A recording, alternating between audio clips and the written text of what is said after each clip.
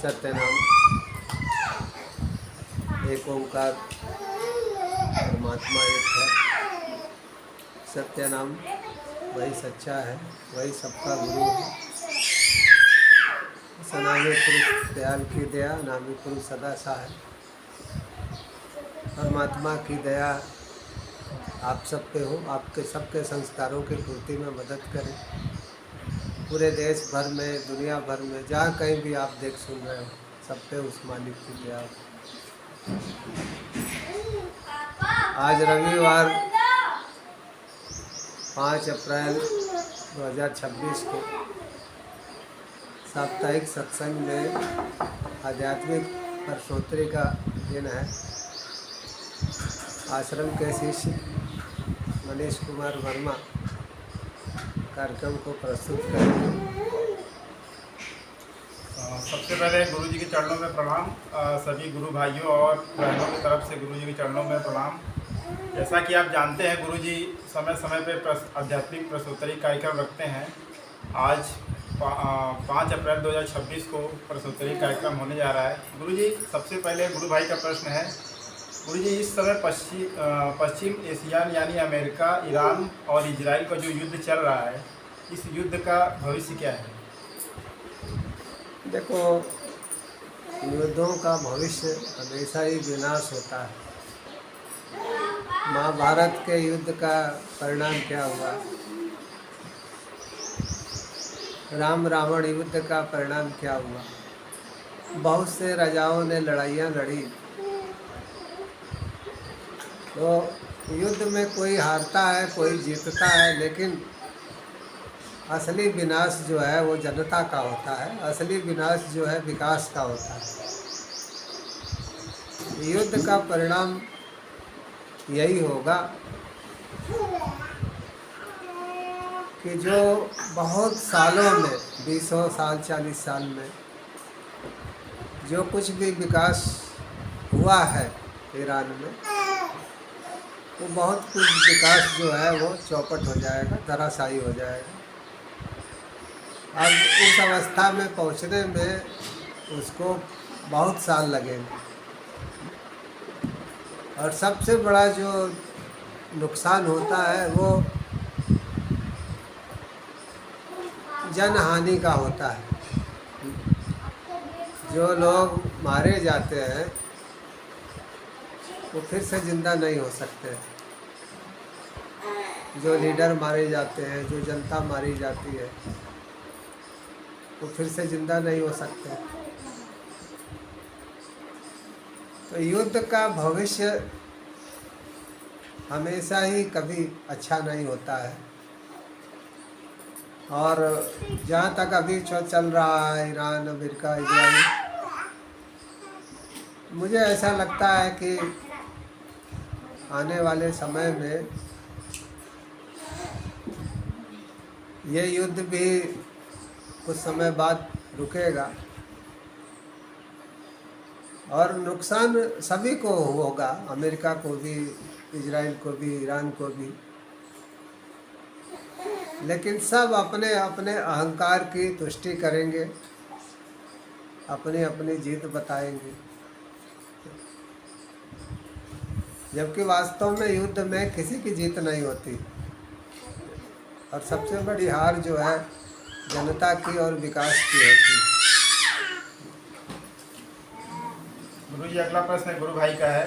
उनका कहना है, गुरु जी, क्या भारत को इस युद्ध से तटस्थ रहना चाहिए? देखिए, भारत उस स्थिति में नहीं है कि वो युद्ध में किसी का पक्ष ले सके। भारत ईरान का भी पक्ष नहीं ले सकता सीधे तौर पर। इजराइल और अमेरिका का भी पक्ष नहीं ले सकता है। भारत एक शक्तिशाली देश है, लेकिन अभी हम अमेरिका वाली स्थिति में नहीं पहुँचे हैं कि हम ऐसे मामले में हस्तक्षेप कर सकें। लेकिन इस युद्ध से एक शिक्षा जरूर मिलती है कि भारत को अपनी जो सैन्य क्षमता है उसको भविष्य में और मजबूत करना चाहिए।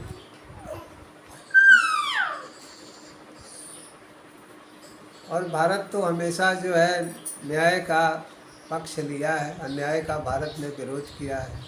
हमारी परंपरा जो है यही रही। और जो कुछ भी ईरान में हो रहा है उसको हम न्याय संगत नहीं कह सकते। और जनता भी धीरे धीरे यही सोचती है। जनता तो जो पीड़ित है उसके साथ हो जाती है। तो ईरान को जैसे जैसे जान की माल की हानि होगी, धीरे धीरे विश्व की जनता भी धीरे धीरे उसके फेवर में होती चली जाएगी। हाँ, भारत को जरूर, भारत तटस्थ है, लेकिन हर चीज़ से शिक्षा मिलती है। हम एक स्वतंत्र देश है, हमारे यहाँ प्रजातंत्र है, डेमोक्रेसी है।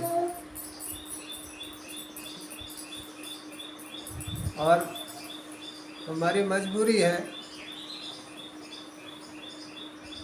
किसी का पक्ष नहीं ले सकते, लेकिन तटस्थ रहते हुए भी हम शांति की कोशिशें कर सकते हैं, शांति की अपील कर सकते हैं। और किसी तरह से युद्ध लड़ रहे देशों में समझौता हो जाए, इसके लिए भारत प्रयास कर सकता है और प्रयास करना भी चाहिए। गुरु जी, अगला प्रश्न एक गुरु बहन का है। उनका प्रश्न है, गुरु जी क्या भविष्य में भारत के सामने भी ईरान जैसी दिक्कतें आ सकती हैं? भारत का भविष्य आप कैसा देखते हैं? बहुत गहरा सवाल है। एक पहले कहावत कही जाती है ना कि 10 अमीर आदमियों के बीच में एक गरीब आदमी है, तो सब उसको दबाने की कोशिश करते हैं।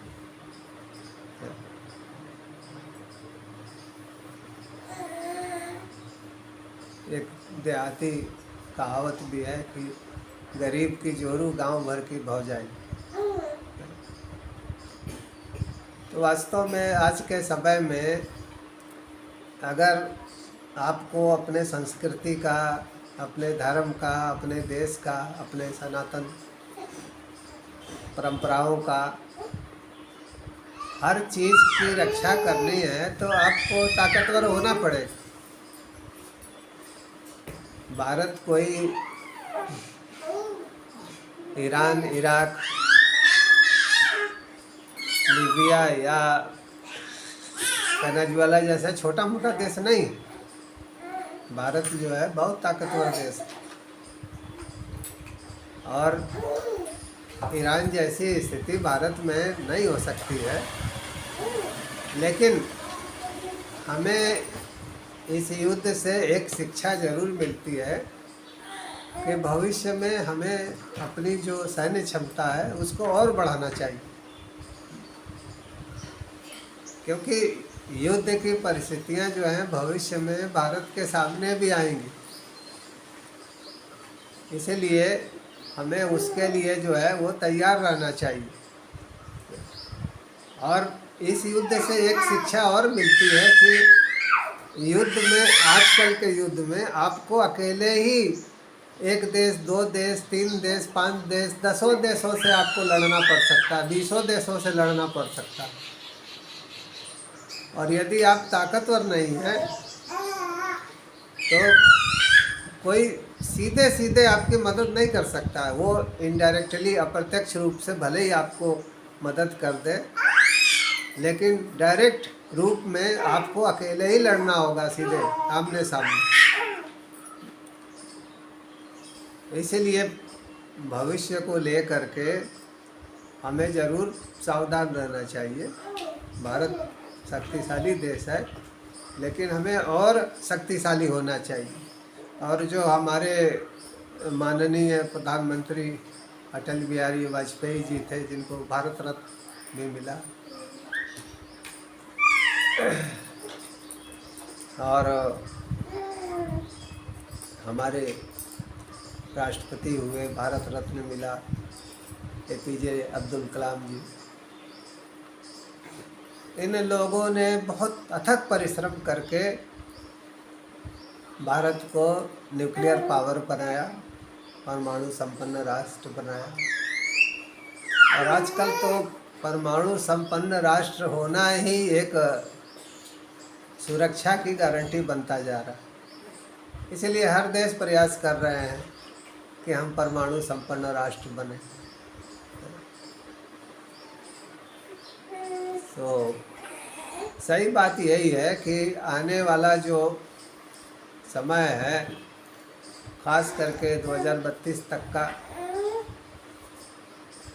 तो जैसी स्थितियां हैं, परिस्थितियां हैं और ग्रह नक्षत्रों की आकाश में गति है, उससे तो ऐसा ही लगता है कि हमें जो है भविष्य में तैयार रहना चाहिए पूरी तरह से। चाहे 1 से युद्ध लड़ना पड़े, 10 से या 20 से, लेकिन उसके लिए अपनी तैयारी पूरी रखनी चाहिए। गुरु जी, अगला प्रश्न गुरु भाई का है। उनका पूछना है, भारत को भविष्य में सुरक्षित रहने हेतु क्या करना चाहिए? अभी हम लोग चर्चा कर ही रहे थे कि हम लोगों को एकजुट रहना चाहिए। अगर हम अपना इतिहास देखें तो हम एकजुट नहीं थे, इसीलिए जो विदेशी आक्रमणकारी थे पिछले 1000 वर्षों में, वो हमें पराजित किए, हमारे माँ बहनों को अपमानित किए, हमारी धर्म और संस्कृति को अपमानित किए, हमारे मंदिरों को तोड़े, हमारे देश के खजाने लूट ले गए। तो हमारी एकजुटता बहुत ज़रूरी है। अगर हम लोग आपस में एकजुट रहेंगे तो हम किसी से भी निपट सकते हैं, किसी भी स्थिति परिस्थिति से। और इसके अलावा जो सरकारी स्तर पे प्रयास होने चाहिए कि हमारी सैन्य क्षमता और बढ़े, हमारी न्यूक्लियर पावर और बढ़े, और नए नए रिसर्च होने चाहिए मिसाइलों पे। अब तो मिसाइलों का युद्ध है और आपके पास उतनी बड़ी संख्या में मिसाइलों का प्रोडक्शन होना चाहिए। ईरान के युद्ध में हम देख रहे हैं कि अपनी मिसाइल ताकत के ऊपर ही ईरान अब तक युद्ध में टिका हुआ है। तो मिसाइल आपको 1 लाख 2 लाख डेली अगर आप मिसाइलें बना रहे हैं, ड्रोन बना रहे हैं, तो आप किसी भी युद्ध से निपट सकते हैं। क्योंकि आने वाला समय आमने सामने के युद्ध का नहीं है। अब लड़ाई जो है आसमान में होती है, आसमान से आफतें आती हैं और आसमान में ही जवाब देना होता है। इसीलिए जो हमारी एयरफोर्स है, हमारी न्यूक्लियर पावर है, हमारा डिफेंस सिस्टम है, वो सब बहुत मजबूत है, लेकिन और मजबूत होना चाहिए भविष्य को। गुरु जी, अगला प्रश्न गुरु बहन का है। उनका पूछना है, गुरु जी क्या ईश्वर से ऊपर भी कुछ है? उसे सर्वोच्च क्यों कहा जाता है? देखो, ईश्वर सर्वव्यापी है। सवाल बहुत अच्छा है। बहुत से लोगों को कन्फ्यूजन रहता है कि हम लोग ईश्वर को इतना मानते हैं तो हमारी रक्षा क्यों नहीं कर रहा है। जैसे ईरान में युद्ध हो रहा है ना, तो वहाँ के लोग भी तो ये सोचते हैं कि हम जो है 5 समय नमाज पढ़ते हैं, उसको याद करते हैं, तो हमारी मदद क्यों नहीं करता। तो देखो दो चीज़ें हैं। एक तो ईश्वर सर्वव्यापी है, ईश्वर जो है सर्वव्यापी है। दूसरा, ईश्वर के जो राज्य है उसमें होनापन है, उसमें जो है होनापन है। और आप जो नीचे संसार में जो कुछ भी कर रहे हैं ये कर्तापन है। तो जब आप कर्तापन में आप लड़ रहे हैं तो आप ईश्वर को समर्पित हो करके आप लड़ सकते हैं, लेकिन यहाँ तो आपको कर्म करना पड़ेगा, आपको लड़ना पड़ेगा। और जब तक देखो कोई भी देश सुरक्षित है तब तक उसकी धर्म सुरक्षित है, संस्कृति सुरक्षित है, मंदिर मस्जिद सुरक्षित है, चर्च गुरुद्वारा सुरक्षित है। देश सुरक्षित है तो सब कुछ सुरक्षित है।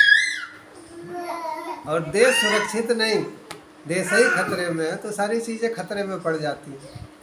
हजारों साल का इतिहास जो है वो गवाह है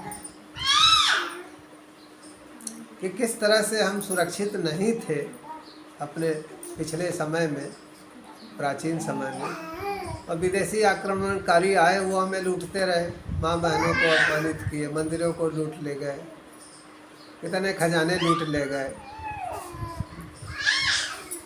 तो जाहिर सी बात है कि ईश्वर सीधे सीधे ईश्वर से आपको मदद नहीं मिलेगी संसार में। ये संसार जो है कर्म भूमि है, आपको यहाँ पे कर्म करना ही पड़ेगा। ईश्वर सर्वोच्च है, सर्वव्यापी है, कोई डाउट नहीं। लेकिन आपको अपने देश की रक्षा के लिए, अपने धर्म संस्कृति की रक्षा करने के लिए आपको खुद को मजबूत करना होगा।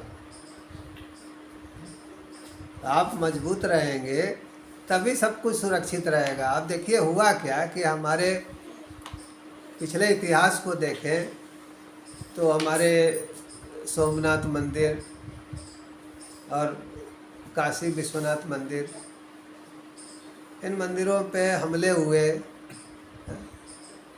जो कीमती चीज़ें थी उनकी लूटपाट भी हुई। तो लोगों का विश्वास क्या था? लोगों का विश्वास था कि जो विदेशी आक्रमणकारी हैं उनसे भगवान या हमारे देवी देवता जो है खुद ही निपट लेंगे, वो खुद ही रक्षा करेंगे। तो देखो, ईश्वर प्रेरणा देते हैं लेकिन डायरेक्ट किसी चीज़ में ईश्वर का हस्तक्षेप नहीं होता है। आपको खुद ही अपने देश की, अपने मंदिरों की, मस्जिदों की, चर्च गुरुद्वारे की, अपने धर्म की, संस्कृति की आपको खुद ही रक्षा करनी होगी।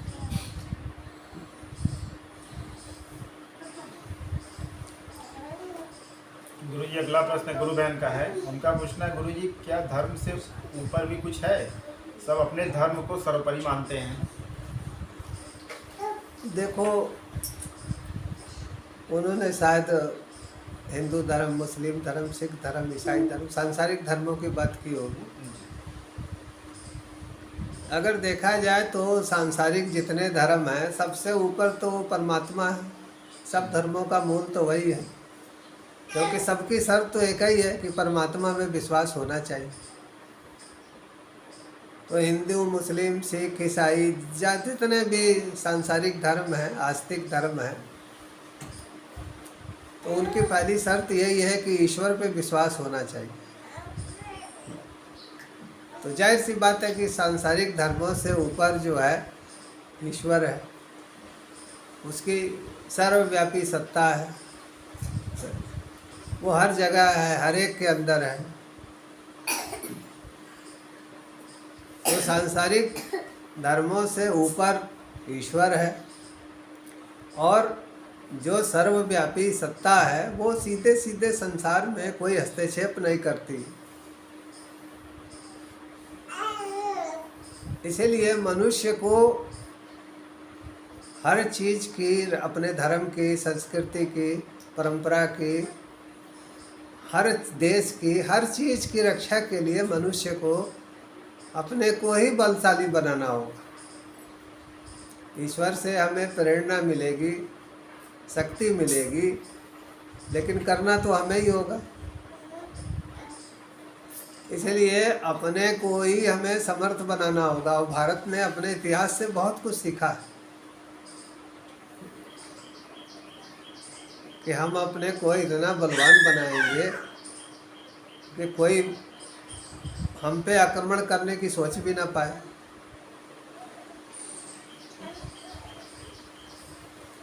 गुरु जी, गुरु भाई बहनों का प्रश्न देख के हमारे मन में एक प्रश्न आया है। गुरु जी, मेरा प्रश्न है कि सफलता का मतलब क्या है? हम कैसे अपने आप को मान लें कि हम सफल हो गए? एक शब्दों में कहा जाए तो what is the meaning of success?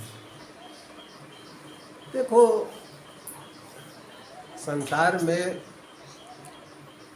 सच पूछो तो कोई सफलता असफलता है ही नहीं।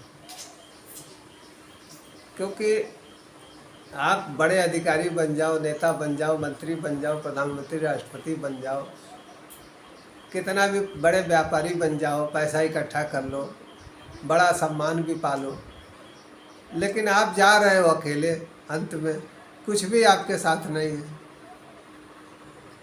तो उस समय सफलता असफलता का क्या मीनिंग रह जाता है? महात्मा बुद्ध से किसी ने पूछा कि आदमी के जीवन का क्या उद्देश्य है, आदमी क्यों जी रहा है संसार में? तो उन्होंने कहा निरुद्देश्य, कोई उद्देश्य नहीं। उन्होंने पूछा इस सृष्टि का क्या उद्देश्य है? उन्होंने कहा निरुद्देश्य, कोई उद्देश्य नहीं, तब चल रहा है। अगर सामान्य अर्थ अगर हम पूछें कि सफलता का, सक्सेस का क्या मतलब है, तो सक्सेस का मतलब संतुष्टि। हमें जिस चीज़ से आत्म संतुष्टि हो वही हमारी सक्सेस है। जिस चीज़ से हमें आत्म संतुष्टि मिले, जब हम बिल्कुल टेंशन फ्री हो और जो कुछ भी हमारे पास है उसके लिए भगवान को धन्यवाद दे रहे हैं, जो कुछ भी है हमारे पास, कम है ज़्यादा है, तो जो कुछ भी है उसके लिए हम परमात्मा को, गुरु को धन्यवाद देते हैं, और जो कुछ भी हमें मिला है उससे हम संतुष्ट हैं। यही संसार में सफलता है। इससे बड़ा सफलता, और आप हर चीज़ में सफल होते जा रहे हैं लेकिन आपका टेंशन बना हुआ है, तो फिर उस सफलता का औचित्य क्या है? तो सफलता भी वही सार्थक है जो हमें संतुष्टि दे, जो हमें आत्म संतुष्टि दे, वही हमारी असली सफलता है। गुरु जी, अगला प्रश्न गुरु भाई का है। उनका पूछना है गुरु जी, हमें जीते जी मुक्ति का एहसास कैसे हो सकता है? बहुत अच्छा सवाल है। देखो, मोक्ष का वास्तव में अर्थ समझना चाहिए। लोग सोचते हैं मरने के बाद मुक्ति मिलेगी, ऐसा नहीं।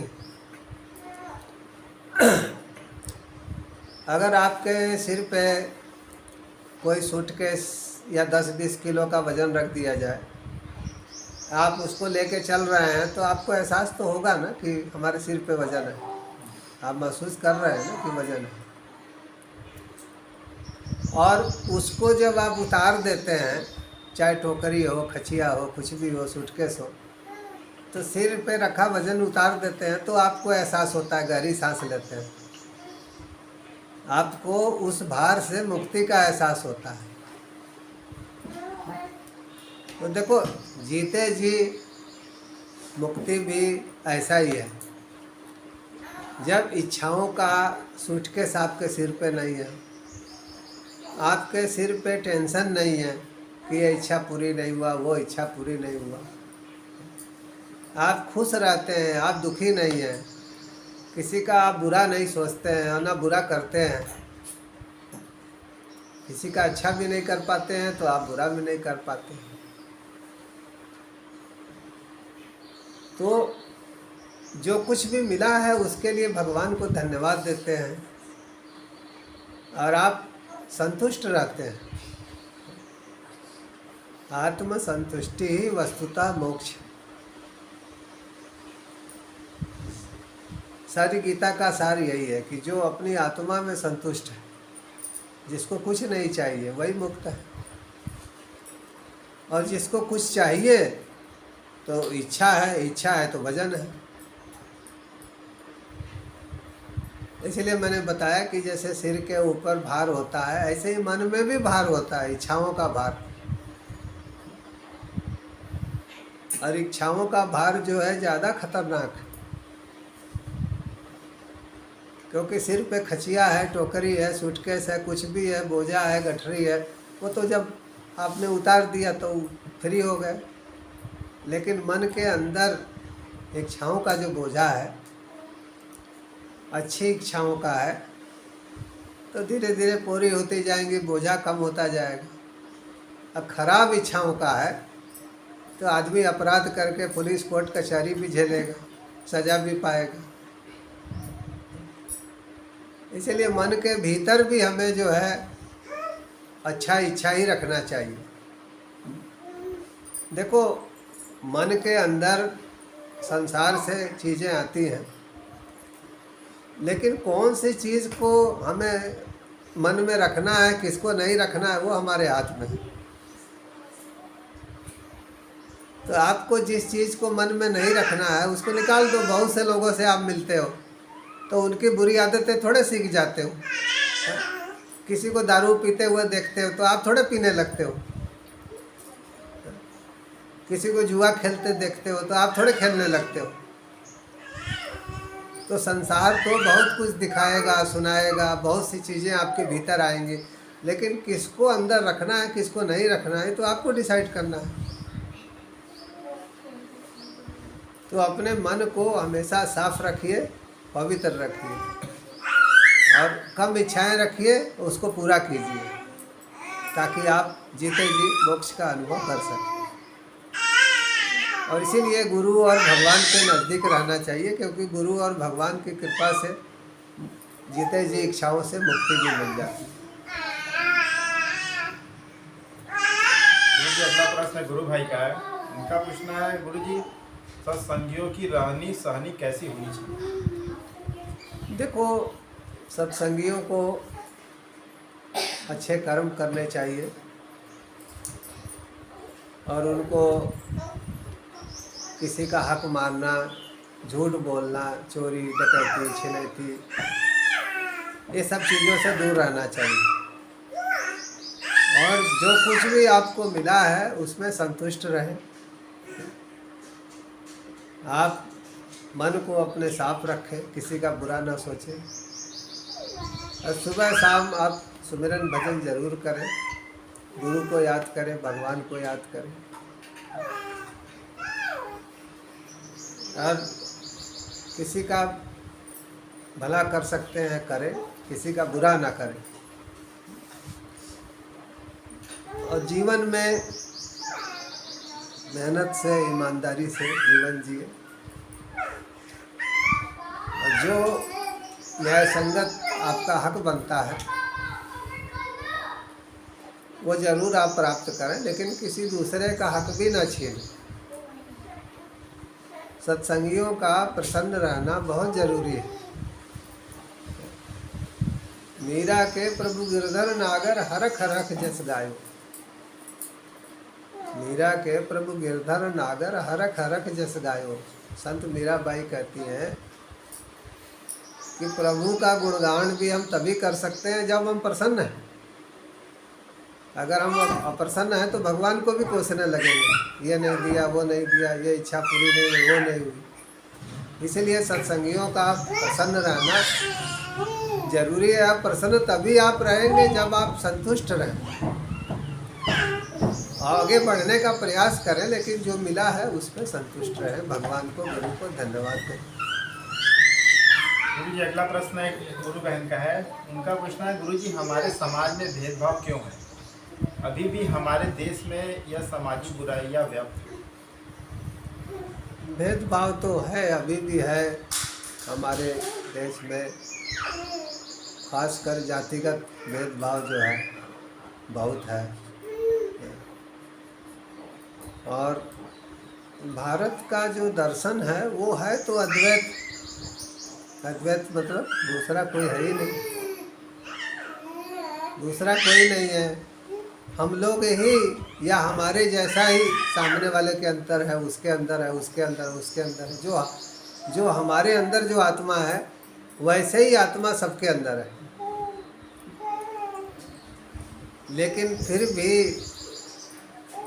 सामाजिक भेदभाव जो है आज भी होते हैं, जिसमें जातिगत भेदभाव है, धार्मिक भेदभाव है, छूत अछूत का भेदभाव है।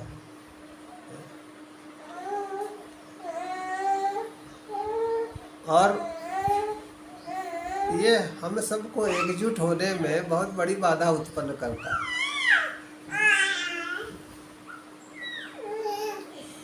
और सारे भेदभाव से मुक्त होने का उपाय है आध्यात्म का प्रचार प्रसार। जब इस बात का प्रचार प्रसार होगा कि सब मनुष्यों में वही आत्मा है, तो हमारे भेदभाव भी कम होंगे, छूत अछूत का भेदभाव मिटेगा। ये तो लोगों के अहंकार हैं, जिन्होंने अपने अपने एक ग्रुप बना लिए हैं, समुदाय बना लिए हैं, और अपने समुदाय के इतर दूसरे लोगों को वो नीच समझते हैं, छोटा समझते हैं।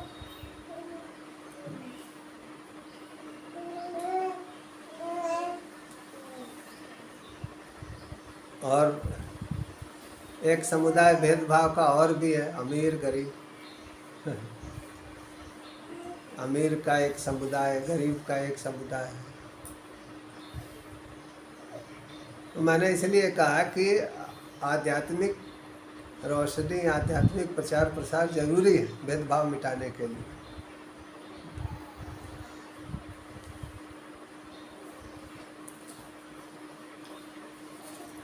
गुरु जी अगला प्रश्न गुरु भाई का है। उनका प्रश्न है, गुरु जी आप होनापन पर जोर देते हैं, होनापन कर्तापन से किस प्रकार भिन्न है? देखो, कर्तापन का अर्थ ये है कि जैसे आप मैं भाव से कर रहे हैं, मैं कर रहा हूँ, मैं ये करूँगा, मैं वो करूँगा, तो एक अहंकार के साथ आदमी संसार में जीवन जीता है। लेकिन मैं कहता हूँ कि आप अपने को परमात्मा का सेवक मानिए कि उसने भेजा है, कुछ काम दिए हैं और वो करा रहा है या हो रहा है, आप निमित्त मात्र हैं। तो होनापन का आशय भी यही रहता है कि आप गुरु के ऊपर, परमात्मा के ऊपर अपने को छोड़ दीजिए, समर्पित हो जाइए, और आपको कुछ समय बाद लगने लगेगा कि वास्तव में आप कर नहीं रहे, हो रहा है।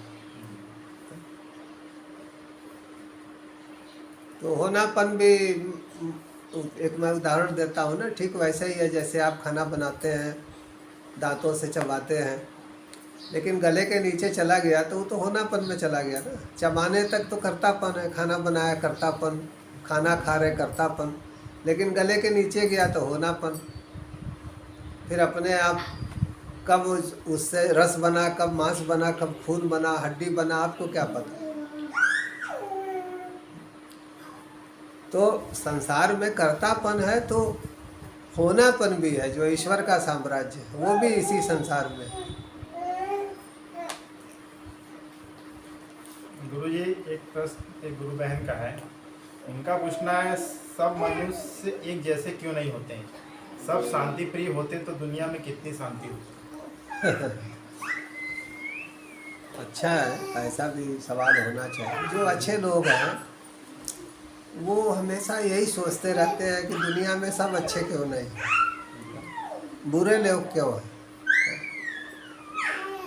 तो ये सृष्टि केवल अच्छे लोग हो जाए तो भी नहीं चलेगी, केवल बुरे हो जाए तो भी नहीं चलेगी। जैसे एक बल्ब जलाने के लिए ना आपको माइनस प्लस दोनों वायर चाहिए, है? फेस भी चाहिए, न्यूट्रल भी चाहिए, है? तो और दूसरी बात देखो, सारे लोग एक जैसे इसलिए नहीं हो सकते क्योंकि सब जो लोग शरीर छोड़ते हैं तो सब अपने संस्कार के साथ अलग अलग संस्कार होते हैं, तो सबके संस्कार एक जैसे नहीं हो सकते हैं। क्योंकि संस्कार सबके भिन्न भिन्न हैं, कोई ईमानदार है, कोई चोर है, कोई बेईमान है, कोई संत है, तो सबके संस्कार एक जैसे कैसे होंगे। तो इसीलिए जो धरती पे फिर से आना है वो भी एक जैसा नहीं होता है?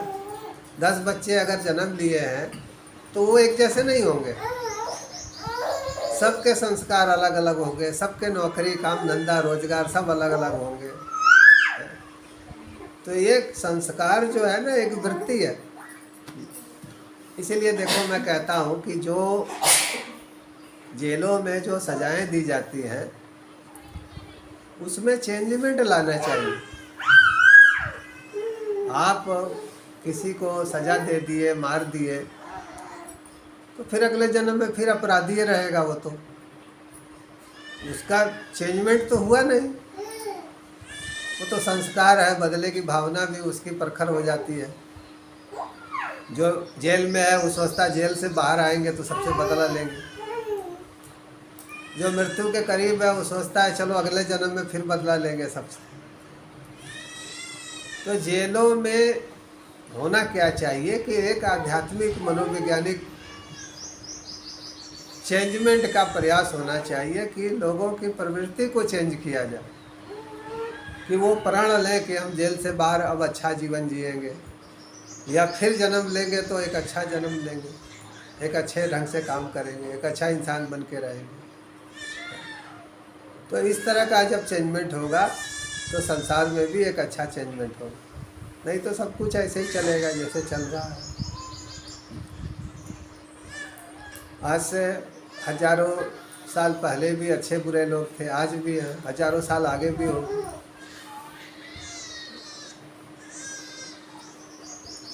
गुरु जी अगला प्रश्न गुरु भाई का है। उनका पूछना है गुरु जी संसार का भविष्य कैसा है, क्या यह ईश्वर के हाथ में है या फिर मनुष्यों के हाथ में है?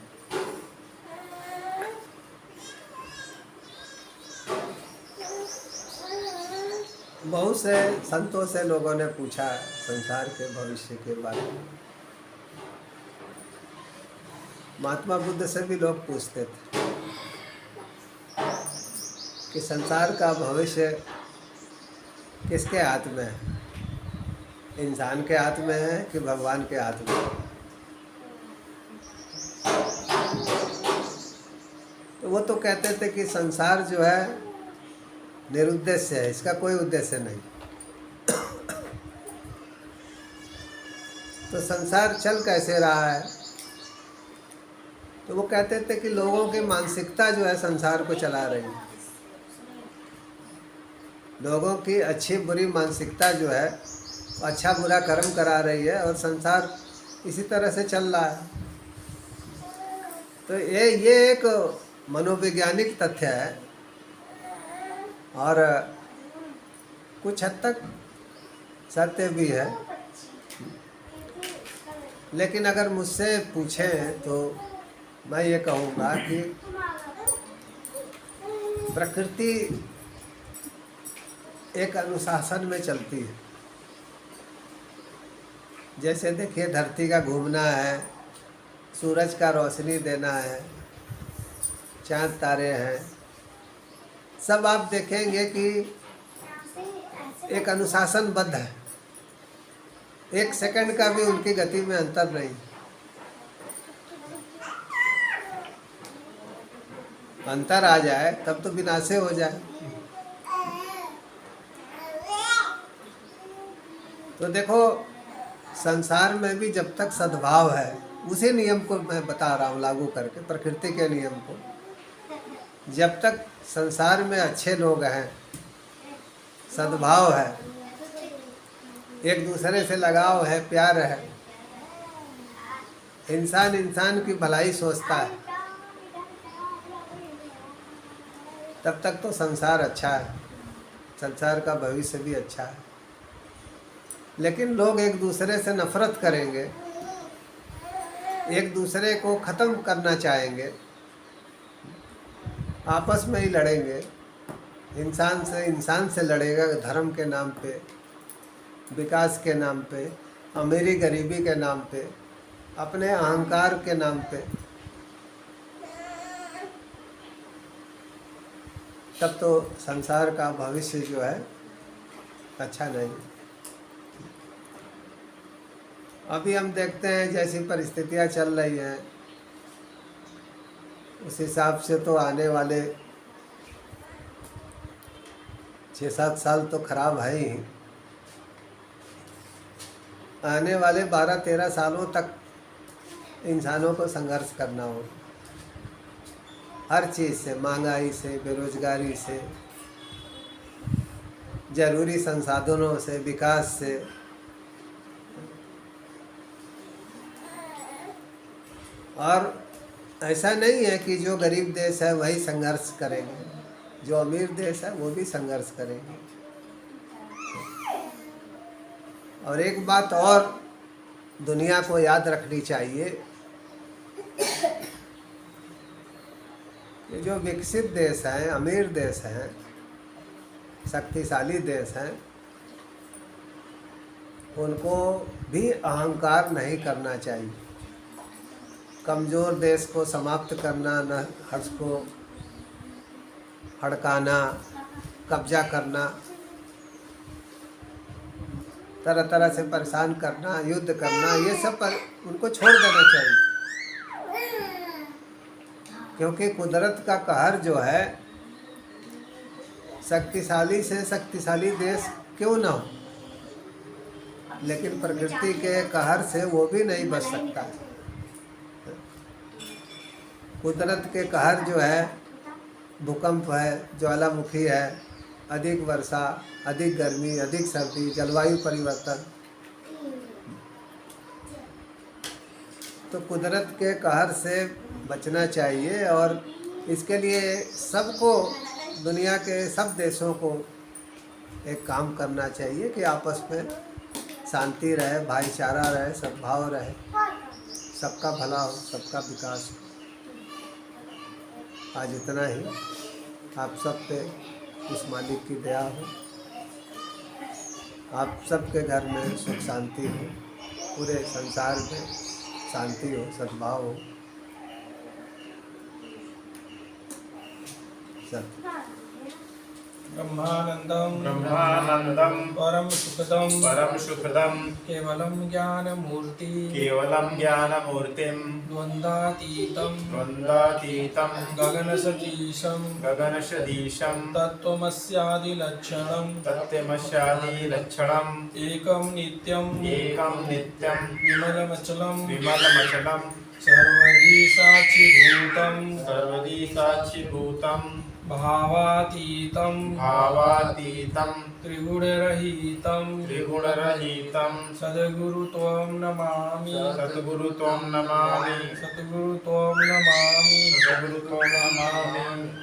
मानुष भजले गुरुचरणं दुस्तर भवसागर तरणं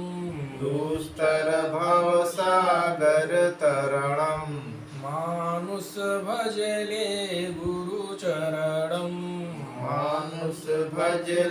गुरुचरणं भवबाधा भवबन्धन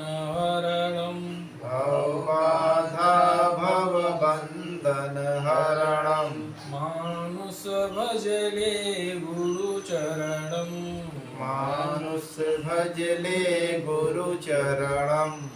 असरण को प्रभुले शरणं असरण को प्रभु ले शरणम।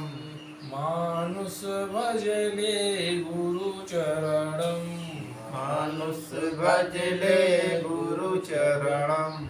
एक ओंकार सत्य नाम वाहे गुरु अनामी पुरुष दयाल की दया अनामी पुरुष सदा सहाय। सत्य सत्य।